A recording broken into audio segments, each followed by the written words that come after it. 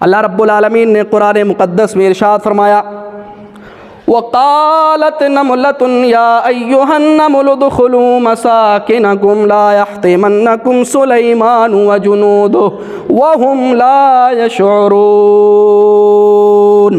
اللہ رب العالمین نے جب حضرت سلیمان علیہ السلام اپنے لاؤ لشکر کو لے کر کے ایک جگہ سے گزر رہے تھے، وہاں پر چیونٹیوں نے حضرت سلیمان علیہ السلام کے لشکر کو دیکھا، حضرت سلیمان علیہ السلام کی فوج کو دیکھا تو ایک جو ان کی رانی تھی وہ کیا کہہ رہی ہے؟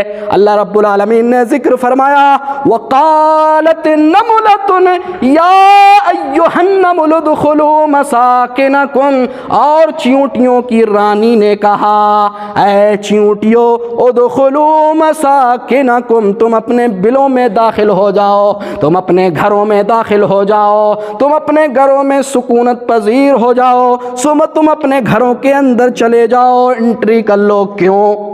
لا يحطمنکم سلیمان وجنودہ وہم لا یشعرون، کہیں ایسا نہ ہو کہ سلیمان اور ان کی فوج کا لشکر تمہیں روند کر کے نہ رکھ دے اور انہیں خبر بھی نہ ہو۔ اسلامی اور دینی بھائیوں، خطبہ جمعہ میں گزشتہ ہماری گفتگو قرآن کی اہمیت و فضیلت کے تعلق سے ہوئی تھی، کثرت تلاوت پر ابھارا بھی تھا، اور ہم نے آج کی گفتگو 3 اہم پوائنٹس پر ہوگی۔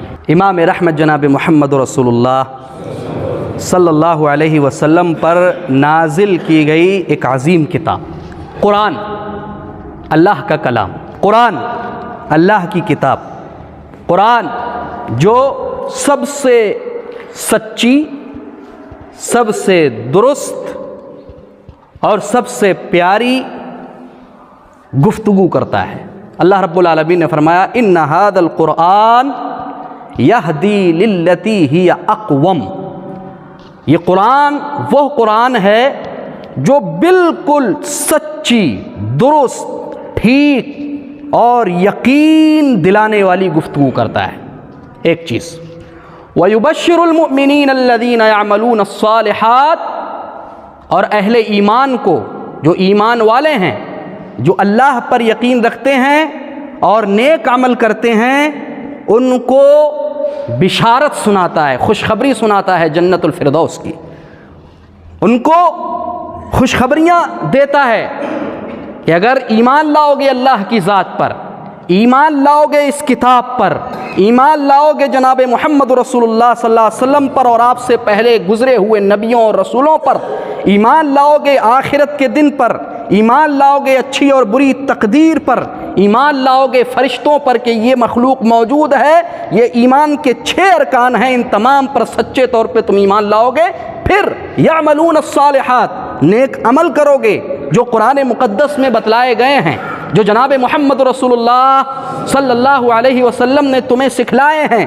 بتائے ہیں، تمہیں جن کی خبر دی ہے، تم ان پر ایمان لاؤ گے تو اللہ رب العالمین فرماتا ہے کہ ان تمام چیزوں کے بعد یہ قرآن تمہیں جنت کی خوشخبری سناتا ہے۔ ہم نے ذکر کیا قرآن سچی، درست، ٹھیک گفتگو کرتا ہے، اس میں ذرہ برابر بھی کسی قسم کا نہ تو شک ہے نہ تردد ہے۔ آج کا ہمارا جو ٹاپک ہے، جو موضوع ہے، قرآن اور سائنس، بہت زبردست ٹاپک میں آپ کے سامنے پیش کر رہا ہوں۔ مقصد کیا ہے؟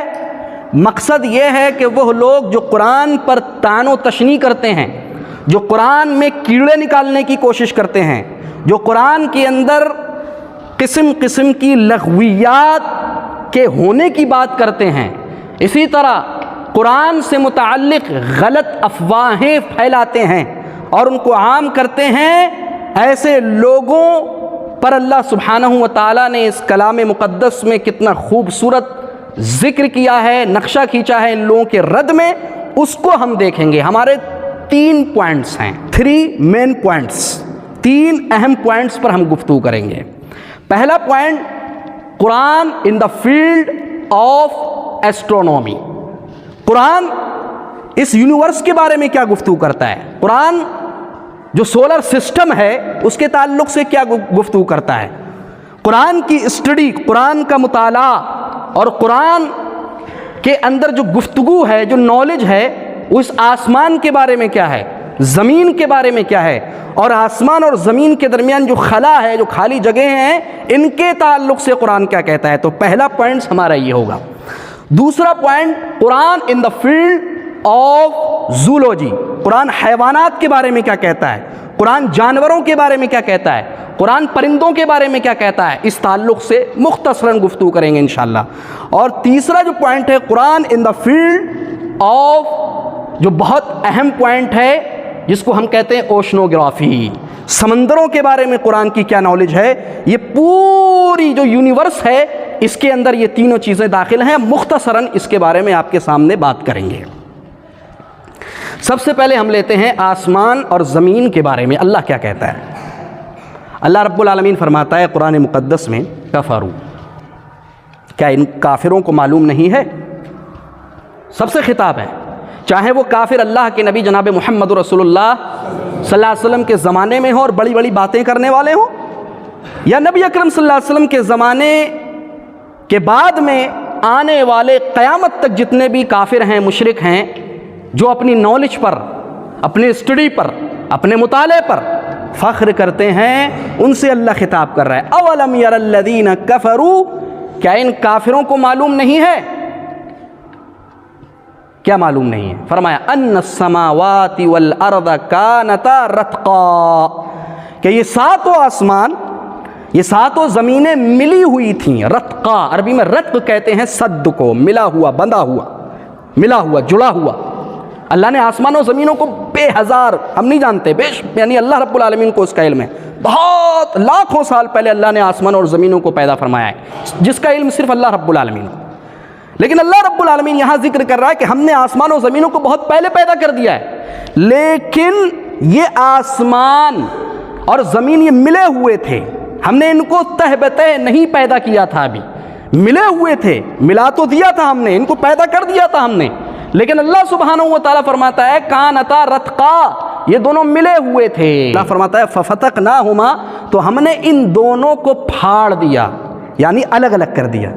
आसमानों को कितने हिस्सों में तकसीम किया अल्लाह रब्बुल आलमीन ने, ज़मीनों को कितने हिस्सों में तकसीम किया अल्लाह रब्बुल आलमीन ने, एक दूसरी ऐसे समझते हैं। अल्लाह रब्बुल आलमीन फरमाता है अल्लज़ी खलक़ सबअ समावातिन तिबाक़ा, कि वही वो ज़ात है कि जिसने आसमानों को 7 तबकों में पैदा किया, 7 हिस्सों में पैदा कर दिया। मिले हुए थे आसमान भी और ज़मीन भी। फिर अल्लाह कहता है कि हमने उसके बाद हर तह को, हर तबके को अलग अलग पैदा कर दिया, अलग अलग कर दिया। ये कुरान मुक़द्दस के अंदर ये चीज़ मौजूद है। कुरान ने साफ तौर पे एस्ट्रोनॉमी के बारे में हमें ख़बर दी है, और बेहतर अंदाज में ख़बर दी है। जो एस्ट्रोनॉमर हैं वो इस ताल्लुक़ से आपको बता सकते हैं, अगर उन्होंने कुरान का भी साइंस के साथ मुताला किया होगा, स्टडी की होगी। इसलिए क़ब्ल इसके कि हम इस बात को मज़ीद वाज़ेह करें और इसकी एक्सप्लेन आपके सामने करें, एक बहुत बड़ा फ़िलासफ़र है फ्रांसिस बेकन, बहुत बड़ा फ़िलासफ़र है ये, और इंग्लिश में जो पढ़ने वाले लोग हैं, ख़ास तौर पे इंग्लिश ग्रामर में भी बड़ी महारत उसको थी, स्पेशलिस्ट था उसका। ये इंग्लैंड का रहने वाला था। इसने बड़ी अच्छी बात कही है। वो कहता है कि वो लोग जो साइंस को थोड़ा सा पढ़ते हैं, साइंस का मुताला बहुत कम करते हैं और फ़ख्र करते हैं, ऐसे लोग बहुत जल्द ही अथीस्ट बन जाते हैं, इल्हाद का शिकार हो जाते हैं। ये फ्रांसिस बेकन कह रहा है, ये काफिर है, ये फ़िलासफ़र है लेकिन बहुत बड़ा। वो कह रहा है कि वो लोग जो साइंस का थोड़ा बहुत मुताला करते हैं, वो बहुत जल्दी गुमराह हो जाते हैं, इल्हाद का शिकार हो जाते हैं। इल्हाद से मुराद अल्लाह का इनकार कर बैठते हैं। लेकिन वो लोग, इसने फिर बाद में कहा कि वो लोग जो साइंस का डीपली मुताला करते हैं, डीपली स्टडी करते हैं, उसकी गहराई के साथ साइंस को पढ़ते हैं, तो कहता है कि गहराई के साथ साइंस को पढ़ना, जाहिर सी बात है कुरान का उससे बहुत गहरा ताल्लुक़ है।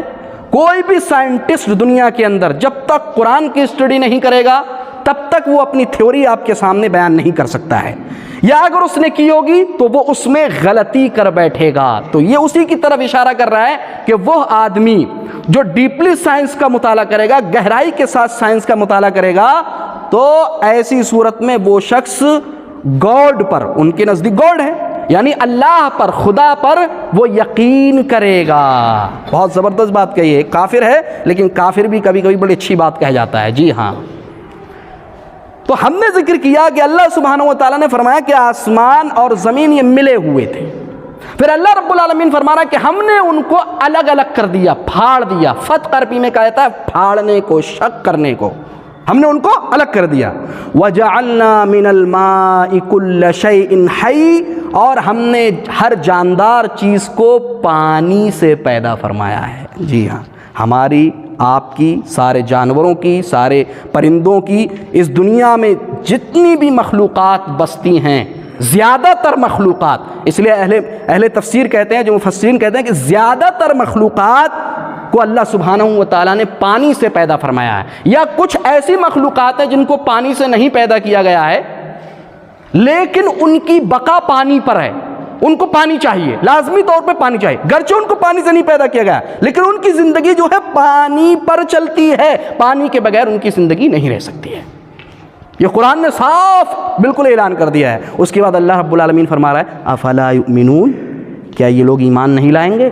اتنا سب واضح کرنے کے بعد بھی یہ لوگ ایمان نہیں لا رہے ہیں، اتنا سب واضح کرنے کے بعد بھی یہ لوگ اللہ کی ذات پر یقین نہیں کرتے ہیں، اتنا سب واضح کر دینے کے باوجود بھی یہ اللہ سبحانہ و تعالیٰ نے بیان فرمایا ہے اس پر یقین نہیں کر رہے ہیں۔ اللہ نے واضح طور پہ فرمایا۔ اب ہم دیکھیں گے کہ جو اللہ رب العالمین نے ساتوں آسمانوں کو پیدا کیا ہے اس کا طریقہ کیا ہے، اس کا سسٹم کیا ہے، اس تعلق سے ہمیں پیارے نبی جناب محمد رسول اللہ صلی اللہ علیہ وسلم کی حدیث ملتی ہے۔ آپ صلی اللہ علیہ وسلم نے فرمایا کہ آسمان دنیا سے، دیکھیے مقصد دیکھیے قرآن کی عظمت کا، قرآن کے اندر ایک ایک چیز کو واضح طور پہ بیان کیا گیا ہے، قرآن کے اندر جو ایکسپلین کیا گیا ہے، جو وضاحت کی گئی ہے وہ بالکل کھلی ہوئی ہے، اور وہ لوگ جو اس پر یقین کرتے ہیں اللہ رب العالمین ان کو بلندی بھی عطا فرماتا ہے، اور وہ لوگ جو اس قرآن پر یقین نہیں کرتے ہیں وہ ضلالت و گمراہی کا شکار ہوتے ہیں، الحاد کا شکار ہوتے ہیں، دہریت پسند بنتے ہیں، اور نہ جانے کون کون سی کھائیوں میں جا کر کے گر جاتے ہیں۔ تو اسی طرف اللہ کے نبی جناب محمد رسول اللہ صلی اللہ علیہ وسلم نے اشارہ کرتے ہوئے فرمایا ہے کہ پہلے آسمان سے، جی ہاں آسمان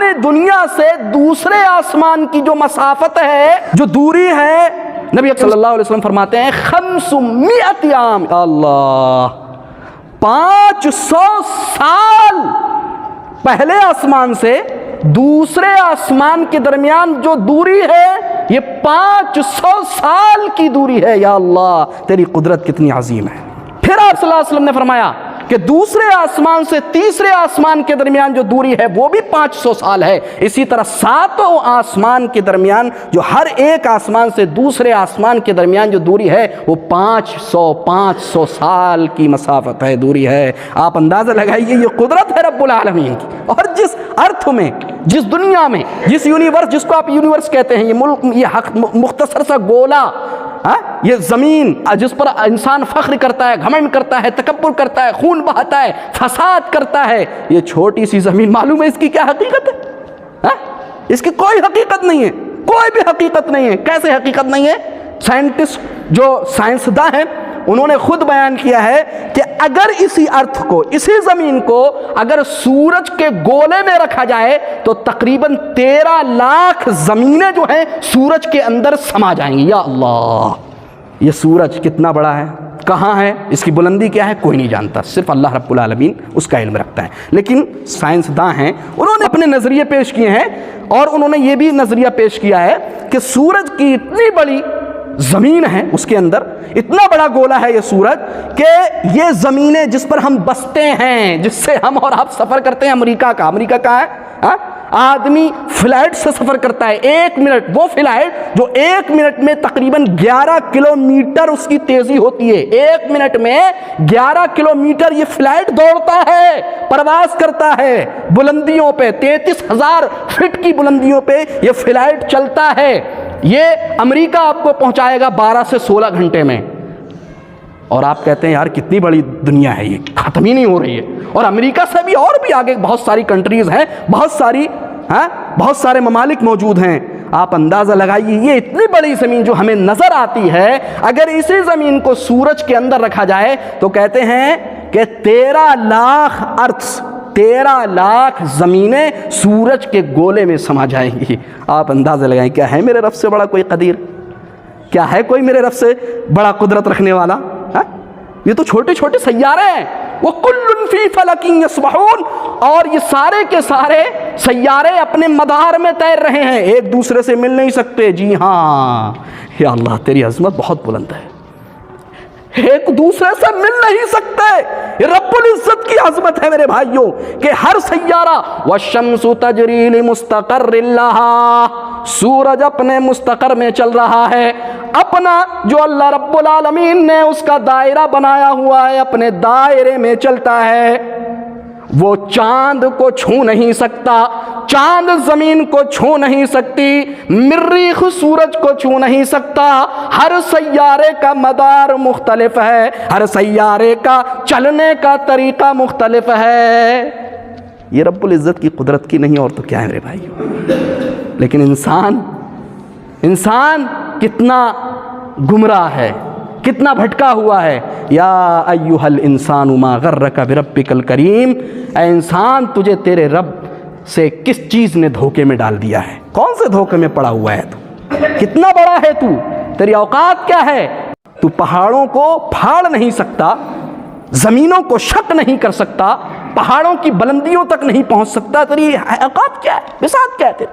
یہ اتنی بڑی بڑی چیزیں ہم نے بنائی ہیں، لیکن یہ ساری کی ساری چیزیں اللہ کی فرمانبردار ہیں۔ سورج اللہ کا فرمانبردار ہے، اور نبی اکرم صلی اللہ علیہ وسلم نے ارشاد فرمایا، صحیح مسلم کی روایت ہے کہ یہ سورج ڈیلی، جی ہاں روز مرہ، جس کا علم اللہ کو ہے، یہ غیب کا علم ہے، ہمیں علم نہیں، لیکن چونکہ اللہ کے نبی صلی اللہ علیہ وسلم نے فرمایا ہے اس لیے ہم اس کو آپ کے سامنے بیان کر رہے ہیں اور ہمیں اس پر یقین رکھنا ہے۔ نبی اکرم صلی اللہ علیہ وسلم فرماتے ہیں کہ سورج ڈیلی اللہ کے عرش کے نیچے جاتا ہے، ڈیلی روزانہ جاتا ہے، اور اللہ رب العالمین سے اجازت کرتا ہے، اجازت طلب کرتا ہے، اجازت مانگتا ہے طلوع ہونے کی، نکلنے کی۔ اور جب اللہ رب العالمین پہلے جا کر کے سجدہ کرتا ہے، یہ سورج کیا کیفیت ہے اللہ جانتا ہے، کیفیت کا علم ہمیں نہیں ہے۔ جتنا علم ہے، جتنا بتایا گیا ہے اتنا ہمیں ماننا ہے۔ کیفیت کیا ہے کہ سورج کیسے سجدہ کرتا ہے اللہ کو، یہ صرف اللہ رب العالمین زیادہ جانتا ہے، اس کا علم کسی کو نہیں ہے، نہ بتایا گیا ہے۔ بہرکیف سجدہ کرتا ہے ڈیلی جا کر کے اللہ سبحانہ و تعالیٰ کے عرش کے نیچے، اللہ رب العالمین کو سجدہ کرتا ہے، اور اللہ رب العالمین سے روزانہ یہ سورج اجازت طلب کرتا ہے کہ اللہ سبحانہ و تعالیٰ مجھے اجازت دیجئے نکلنے کی، طلوع ہونے کی۔ اللہ رب العالمین ڈیلی اس کو، سورج کو نکلنے کی اجازت دیتا ہے مشرق سے، پورب سے۔ لیکن قیامت کی بڑی نشانیوں میں سے نبی اکرم صلی اللہ علیہ وسلم نے ایک نشانی یہ بھی بیان فرمائی ہے کہ جب قیامت قریب ہوگی تو یہ سورج مغرب سے طلوع ہوگا، پچھم سے طلوع ہوگا، یا اللہ۔ اور اس کے بعد اللہ رب العالمین نے خود فرمایا کہ جس دن یہ سورج پچھم سے طلوع ہوگا، مغرب سے طلوع ہوگا، اس دن کے بعد توبہ کے سارے دروازے بند کر دیے جائیں گے۔ مومنو، اس سے پہلے کہ سورج ادھر سے طلوع ہو، اللہ سے توبہ کر لو، اللہ سے معافی مانگ لو، اللہ کے سامنے رو، اللہ کے سامنے گڑ گڑاؤ۔ میرے بھائیوں، یہ یونیورس جو آپ دیکھ رہے ہیں معمولی نہیں ہے، یہ چھوٹی نہیں ہے، یہ سب کس چیز کی طرف اشارہ کر رہی ہیں؟ یہ اللہ رب العالمین کی عظمت کی طرف اشارہ کر رہی ہیں۔ وَالْأَرْضَ بَعْدَ ذَلِكَ دَحَاهَا، اللہ رب العالمین نے قرآن میں فرمایا أَأَنْتُمْ أَشَدُّ خَلْقًا مِنَ السَّمَاءِ بَنَاهَا، کیا تم زیادہ پیدا کرنے کے اعتبار سے زیادہ سخت ہو یا وہ آسمان جس کو اللہ رب العالمین نے بنایا ہے؟ وَالْأَرْضَ بَعْدَ ذَلِكَ دَحَاهَا، اور اس زمین کو جس کو اللہ سبحانہ و تعالیٰ نے بچھا دیا ہے، جس کو خوبصورت انداز میں بچھا دیا ہے، اللہ رب العالمین نے خود اس کا ذکر فرمایا۔ سورہ غاشیہ کے اندر اللہ رب العالمین فرماتا ہے وَإِلَى الْأَرْضِ كَيْفَ سُطِحَتْ، کیا یہ لوگ زمین کی طرف نہیں دیکھتے کیسے اس کو خوبصورت انداز میں بچھایا گیا؟ کہیں آپ کو اوبڑ کھابڑ ایسے نہ، اگر یہ زمین اوبڑ کھابڑ ہوتی، آپ گھر کیسے بناتے اس پر؟ آپ کیسے بستے؟ یہ روڈ کیسے چلتے؟ یہ کیسے زمینوں پر روڈ بنائے جاتے اگر یہی زمین اوبڑ کھابڑ ہوتی؟ اور بہت برے انداز میں اللہ رب العالمین اس کو بنا دیتا، لیکن اللہ سبحانہ و تعالیٰ کی یہ سب قدرت ہے کہ خوبصورت انداز میں اس نے اس کو بچھا دیا۔ آپ صحراؤں میں سفر کیجئے، آپ کے راجستھان کے جو ریگستانی علاقے ہیں ان میں سفر کیجئے، میں سعودی کی تو مثال نہیں دوں گا، وہاں تو مسئلہ الگ ہے، میں صرف اپنے، چونکہ آپ انڈیا کے باسی ہیں، انڈیا کی مثال دے رہا ہوں میں۔ آپ راجستھان کے علاقوں میں نکلیے، ریگستانی علاقے میں نکلیے، دیکھیے پورے کے پورے صحرا ہیں، آپ دیکھتے رہیں گے، آپ کو سامنے کچھ نظر نہیں آئے گا، ایسا لگے گا کہ اب بادل گر رہے ہیں، یہ اتنے بڑے بڑے اللہ سبحانہ و تعالیٰ نے صحرا بنائے ہیں میرے بھائیو، ساری کی ساری چیزیں ایک وحدہ لا شریک لہ کی قدرت پہ دلالت کرتی ہیں۔ لیکن افسوس ان مشرکوں پر، افسوس ان لوگوں پر جو غیروں کو اپنا معبود بناتے ہیں، افسوس ان لوگوں پر کہ جو غیروں کے سامنے ان پیشانیوں کو رگڑتے ہیں اور ان پیشانیوں سے خون نکالتے ہیں میرے بھائیوں، اور نہ جانے کون کون سے طریقے اپناتے ہیں۔ یہ سارے کے سارے طریقے غلط ہیں۔ وَالْأَرْضَ بَعْدَ ذَلِكَ دَحْيَاهَا، بہت زبردست۔ سائنس کیا کہتی ہے؟ سائنس کہتی ہے دنیا گول ہے، دنیا گول ہے، زمین جو ہے یہ گول ہے، لیکن قرآن نے اس کا انکار کیا۔ قرآن کہتا ہے نہیں، گول نہیں ہے۔ وَالْأَرْضَ بَعْدَ ذَلِكَ دَحْيَاهَا، عربی میں دحا یدحو کہتے ہیں بچھانے کو، عربی میں دحا یدحو کہتے ہیں بسطها، بچھا دیا اللہ نے اس کو۔ تو اس کی شکل کیا ہے؟ آپ نے دیکھا ہوگا، ہمارے سب بھائیوں نے تو نہیں دیکھا ہوگا لیکن بعض بھائیوں نے دیکھا ہوگا، شتر مرغ کو جانتے ہوں گے آپ۔ شتر مرغ ایک بڑا سا ہوتا ہے جانور، دو پیر ہوتے ہیں اس کے اور چونچ نکلی ہوتی ہے، اس کی چونچ یہ سمجھ لیجیے آپ گدھ کی طرح، ایک بڑا سا جانور ہوتا ہے۔ یہ شتر مرغ جو ہوتا ہے اس کا انڈا جو ہے، جو انڈے کی جو شیپ ہے، اللہ سبحانہ و تعالیٰ نے ذکر کیا کہ یہ زمین اس طرح ہے جس طرح شتر مرغ کا انڈا ہوتا ہے۔ مثال کے طور پہ اب میں آپ کو ایک عام مثال سے سمجھاتا ہوں۔ آپ انگور دیکھتے ہیں نا، انگور جو ہوتا ہے وہ تو ایسا ہوتا ہے تھوڑا، کچھ انگور گول بھی ہوتے ہیں۔ جب انگور پر آپ ہلکا سا ایسے ہاتھ رکھ دیتے ہیں، دبا دیتے ہیں، تو یہی شیپ اس دنیا کی ہے، بالکل گول نہیں ہے۔ ہاں میں آپ کو یہ بات بتا دوں، یہ بہت اہم بات ہے کہ جو سائنٹسٹ رہتے ہیں، جو سائنسداں ہیں، ان کی ڈیلی یہ کوشش ہوتی ہے کہ وہ کسی نہ کسی طرح قرآن کی آیتوں کو جھٹلائیں اور قرآن کی آیتوں کو جھٹلا کر کے لوگوں کے سامنے اس کی غلط شبیہ بیان کریں۔ یہ کوشش ہے سائنسدانوں کی، بہت پہلے سے کوشش ہے۔ لیکن الحمدللہ رب العالمین بہت سارے سائنسداں ایسے ملیں گے آپ کو جو ماشاءاللہ تبارک اللہ، انہوں نے جب اسٹڈی کی، قرآن کی مطالعہ کیا، قرآن کی اسٹڈی، قرآن کا مطالعہ کرنے کے بعد جب ان کو نالج ہو گئی تو بہت سارے سائنسداں جو کافر تھے، یہودی تھے، عیسائی تھے، کرسچن تھے، ماشاءاللہ تبارک اللہ انہوں نے اسلام کو قبول فرمایا۔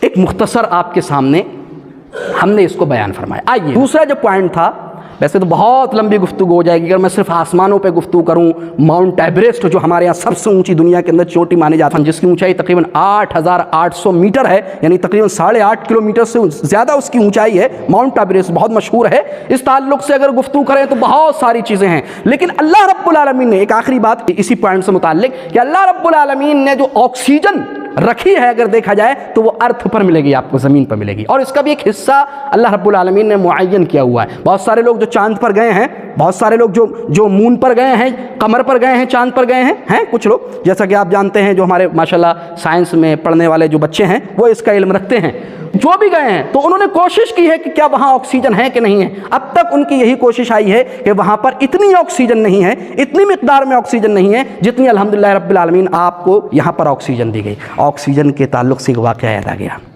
سعودی عرب کا ایک مشہور شہر ہے ریاض، ایک بوڑھا شخص تھا، آکسیجن اس کو لگائی گئی ہے، تقریباً 15 دن وہ ایڈمٹ رہا ہاسپٹل کے اندر۔ اللہ رب العالمین کتنا عظیم ہے، کتنی بڑی نعمت ہے میرے بھائیو، اس پہ شکر ادا کرو اللہ کا۔ 15 دن تک وہ شخص ایڈمٹ رہا، بیڈ پر لیٹا رہا، آکسیجن لگائی گئی اس کو، اور اس کے بعد جب آخری دن تھا وہ صحت یاب ہوا، شفا یاب ہوا۔ وہ بوڑھا شخص تقریباً 80 برس کی عمر تھی اس کی، اور ڈاکٹر نے جو پورا بل بنایا، ایک دن کا بل آکسیجن کا 500 ریال تھا، یعنی 10,000 روپے ڈیلی کا بل تھا، 500 ریال۔ وہ بوڑھا آنکھوں سے اللہ سبحانہ و تعالیٰ کا شکر ادا کر رہا ہے، دل سے رونے لگا، آنسو نکلنے لگے۔ لوگوں نے پوچھا کہ آپ کے پاس پیسے نہیں ہیں؟ ڈاکٹر نے کہا کہ پیسے نہیں ہیں آپ کے پاس؟ کہا میرے پاس بہت کچھ ہے، میں سب کچھ دے دوں گا آپ کو، لیکن رب العزت مجھے سیکنڈ پر آکسیجن فراہم کرتا ہے۔ اس نے آج تک مجھ سے ایک پیسہ نہیں مانگا، اس نے آج تک مجھ سے مال و دولت کا شکوہ نہیں کیا۔ آج تم نے صرف مجھے ایک دن کے لیے آکسیجن دی ہے تو 500 ریال کا مطالبہ کر رہے ہو۔ اللہ اکبر میرے بھائیو، اللہ نے اس کو بے شمار دولت سے نوازا تھا، لیکن اللہ کا شکر ادا کرنے کا طریقہ دیکھیے کہ اس شخص کی آنکھیں اشکبار ہو گئی، وہ رونے لگا اور کہنے لگا رب العزت تیری قدرت بہت عظیم ہے، تو نے بہت نوازا ہے۔ میرے بھائیوں ذرا اندازہ لگائیے، اللہ نے آپ کو صحت یاب بنایا ہے، اللہ نے آپ کو شفا یاب بنایا ہے، آپ کو اللہ رب العالمین نے بہترین صحت بخشی ہے۔ اگر آپ ابھی ایڈمٹ ہو جائیں، آکسیجن کی ضرورت پڑے میرے بھائیوں، تو آپ کا ڈاکٹر فوراً بل بنائے گا، 10 کا 20 کا لاکھوں کا بل بنائے گا، لیکن فری میں اللہ رب العالمین آپ کو آکسیجن فراہم کر رہا ہے۔ میرے بھائیوں یہ اس ارتھ کی بات کر رہا ہوں، میں اس زمین کی بات کر رہا ہوں، اور دوسرے گولوں پہ اللہ رب العالمین نے آکسیجن رکھی ہے۔ جو جہاں تک پہنچا اس نے اپنا بیان کیا کہ وہاں پر اتنی مقدار میں، بلکہ ماؤنٹ ایوریسٹ والے، جو ماؤنٹ ایوریسٹ میں جو بہت سارے لوگ گئے ہیں، وہ خود کہتے ہیں کہ وہاں پر بھی اتنی مقدار میں آکسیجن موجود نہیں ہے۔ یہ اللہ کی میرے بھائیو قدرتیں ہیں جو اللہ رب العالمین تمہارے سامنے قرآن مقدس کے اندر بیان فرما رہا ہے۔ ایک دوسری چیز، قرآن کا تعلق حیوانات کے تعلق سے کیا ہے؟ قرآن حیوانات کے بارے میں کیا کہتا ہے؟ اللہ رب العالمین نے قرآن مقدس میں ارشاد فرمایا، وَقَالَتْ نَمْلَةٌ يَا أَيُّهَا النَّمْلُ ادْخُلُوا مَسَاكِنَكُمْ لَا يَحْطِمَنَّكُمْ سُلَيْمَانُ وَجُنُودُهُ وَهُمْ لَا يَشْعُرُونَ۔ اللہ رب العالمین نے جب حضرت سلیمان علیہ السلام اپنے لاؤ لشکر کو لے کر کے ایک جگہ سے گزر رہے تھے، وہاں پر چیونٹیوں نے حضرت سلیمان علیہ السلام کے لشکر کو دیکھا، حضرت سلیمان علیہ السلام کی فوج کو دیکھا، تو ایک جو ان کی رانی تھی وہ کیا کہہ رہی ہے؟ اللہ رب العالمین نے ذکر فرمایا، وَقَالَتِ نَمْلَةٌ يَا أَيُّهَا النَّمْلُ ادْخُلُوا مَسَاكِنَكُمْ، اور چیونٹیوں کی رانی نے کہا، اے چیونٹیوں ادخلوا مساکنکم، تم اپنے بلوں میں داخل ہو جاؤ، تم اپنے گھروں میں داخل ہو جاؤ، تم اپنے گھروں میں سکونت پذیر ہو جاؤ، تم اپنے گھروں کے اندر چلے جاؤ، انٹری کر لو۔ کیوں؟ لا يحطمنکم سلیمان وجنودہ وہم لا یشعرون، کہیں ایسا نہ ہو کہ سلیمان اور ان کی فوج کا لشکر تمہیں روند کر کے نہ رکھ دے اور انہیں خبر بھی نہ ہو۔ کیا کہنا مقصد ہے اس آیت میں وہ دیکھیے۔ اللہ نے فرمایا وقالت نملہ، چیونٹیوں کی رانی نے کہا۔ بہت زبردست بات ہے۔ ہمارے گروپس ہیں، ہماری جماعتیں ہیں، کمیونٹیز ہیں، ہماری الگ الگ گروپس بنے ہوئے ہیں، سب کے اپنے اپنے انسانوں کے اپنے گروپ ہیں، فلاں حاکم ہے، فلاں کی حکومت ہے، فلاں حاکمیت کر رہا ہے اس روئے زمین پر، سب کے الگ الگ گروپس ہیں۔ یہ تھیوری، یہ فکر سائنس نے آپ کے سامنے بعد میں پیش کی ہے، قرآن تو بہت پہلے سے کہہ چکا ہے۔ وَمَا مِن دَابَّةٍ فِي الْأَرْضِ، کہ زمین کے اندر بسنے والے جتنے بھی جانور ہیں، وَلَا طَائِرٍ يَطِيرُ بِجَنَاحَيْهِ، اور یہ پرندے جو آسمانوں میں اپنے بازوؤں کے ساتھ اڑتے ہیں، إِلَّا أُمَمٌ أَمْثَالُكُمْ، یہ تمہارے جیسی جماعتیں رکھتے ہیں۔ اللہ اکبر، ان کی جماعتیں ہیں۔ جی ہاں، فلاں چیونٹی فلاں پر حکومت کرتی ہے، ان کی جماعت، ان کا گروہ الگ ہے، ان کا گروہ الگ ہے۔ جی ہاں، اللہ اکبر، بہت بڑی بات ہے یہ۔ اور سائنس، جو سائنسداں ہیں، سائنٹسٹ ہیں، انہوں نے یہ چیز بعد میں پیش کی آپ کے سامنے، اور ہم سمجھتے ہیں کہ ارے سائنس نے بہت بڑی بات کہی ہے ہمارے سامنے۔ جن کو نالج نہیں ہے وہ سائنس کی طرف جاتے ہیں، لیکن جن کو نالج ہے، جنہوں نے قرآن پڑھا ہے صحیح طریقے سے، تفسیر کے ساتھ پڑھا ہے، اہل علم کے قول کے مطابق پڑھا ہے، ڈیپلی قرآن پڑھا ہے، تدبر کیا ہے، وہ اس چیز کو جانتے ہیں کہ اللہ نے یہ چیز بہت پہلے ذکر کر دی ہے۔ اور ایک چیز اور بتا دوں، بہت اہم چیز ہے، بہت سارے لوگوں سے سنا ہوگا کہ قرآن یہ 1400 برس پہلے نازل ہوا۔ ٹھیک ہے، بالکل درست بات ہے، قرآن 1400 برس پہلے اللہ کے نبی جناب محمد رسول اللہ صلی اللہ علیہ وسلم پر نازل ہوا، اس میں کسی کو انکار نہیں، کوئی انکار نہیں کرتا، اللہ کے نبی صلی اللہ علیہ وسلم پر نازل ہوا۔ لیکن قرآن کے اندر جو باتیں موجود ہیں، کیا وہ پہلے رسولوں پر نازل کی گئی تھی، ان کو بتایا گیا تھا کہ نہیں؟ جی ہاں، بتایا گیا تھا۔ قرآن خود اس بات کی گواہی دیتا ہے کہ اے نبی صلی اللہ علیہ وسلم، اس کا ذکر ہم نے موسیٰ کو بھی سنایا تھا، اس کا ذکر ہم نے عیسیٰ کو بھی سنایا تھا، اس کا ذکر ہم نے ابراہیم کو بھی سنایا تھا، اس کا ذکر ہم نے سب سے پہلے رسول اس روئے زمین پر حضرت نوح علیہ السلام کو بھی سنایا تھا۔ تو معلوم یہ ہوا کہ اسلام بلا دھرم نہیں ہے جس کے اندر یہ باتیں آپ کے سامنے رکھی گئی ہوں، بلکہ یہ حضرت آدم علیہ السلام سے لے کر کے جناب محمد رسول اللہ صلی اللہ علیہ وسلم تک، اور جناب محمد رسول اللہ صلی اللہ علیہ وسلم کے بعد سے لے کر کے قیامت تک رہنے والا، باقی رہنے والا مذہب ہے۔ انشاءاللہ لوگ کوششیں کرتے رہیں مٹانے کی، لیکن نہیں کر سکتے ہیں۔ الا امم امثالکم، یہ تمہاری جیسی جماعتیں ہیں، چیونٹیوں کی اپنی جماعت، مچھروں کی اپنی جماعت ہے، جی ہاں، ان کے گروپس ہیں، کمیونٹیز ہیں ان کی باقاعدہ۔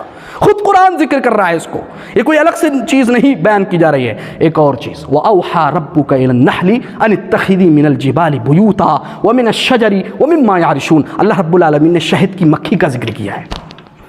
وَأَوْحَى رَبُّكَ إِلَى النَّحْلِ، اور تیرے رب نے وحی کی، یعنی الہام کیا شہد کی مکھی کی طرف۔ کیا الہام کیا؟ اللہ نے فرمایا ان اتخذی من الجبال بیوتا، کہ پہاڑوں میں گھر بنا اپنا جا کر کے، ومن الشجر، درختوں پر جا کر کے گھر بنا اپنا جا کر کے، ومما یعرشون، اور ان کے سائبانوں میں جو لوگ رہتے ہیں ان کے گھروں کے سائڈ سے بھی اپنا گھر بنا۔ اللہ نے شہد کی مکھی کو حکم دیا۔ یہ تو قرآن نے پہلے ہی آپ کو ایک سامنے واضح کر دیا ہے۔ میرے بھائیوں، گفتگو بڑی لمبی ہوتی چلی جائے گی، یہ 2 پوائنٹس ہم نے اب تک بیان کیے، کوشش کریں گے انشاءاللہ الرحمن ایک تیسرا پوائنٹ، اس کے بعد بایولوجی کیا کہتی ہے اس کے تعلق سے بھی ہم آئیں گے انشاءاللہ العزیز۔ کوشش کریں گے کہ اگلے جمعے میں اس کو آپ کے سامنے بیان کریں۔ اللہ رب العالمین سے دعا ہے کہ الہ العالمین جو کچھ ہم نے سنا ہے قرآن کے تعلق سے، اللہ رب العالمین ان تمام چیزوں پر ہمیں تدبر، غور و فکر اور ساتھ ہی اس پر عمل کرنے کی توفیق عطا فرمائے۔ آمین۔ وآخر دعوانا ان الحمد للہ رب العالمین۔